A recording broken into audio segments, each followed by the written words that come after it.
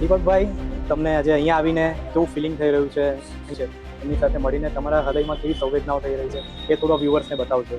આજે મેં આ માતૃશ્રી વૃદ્ધાશ્રમની મુલાકાત લીધી અને જોયું અંદર ખૂબ જ સારી સગવડ આપવામાં આવે છે કે આપણે પણ એક સમયે એ જ ઉંમરના પડાવ પર પહોંચવાના છીએ. જેથી મા બાપની સેવા કરો, મા બાપ પ્રત્યે લાગણી રાખો અને તેમનો આદર કરો. યોગદાન માત્ર ખાલી પૈસાનું નથી હોતું. તમારો એક નાનકડો લાગણીભર્યો સ્મિત, તમારો સહયોગ, તમારો એક નાનકડો સ્પર્શ, તમારો થોડોક સમય જ્યારે અહીંયા આપો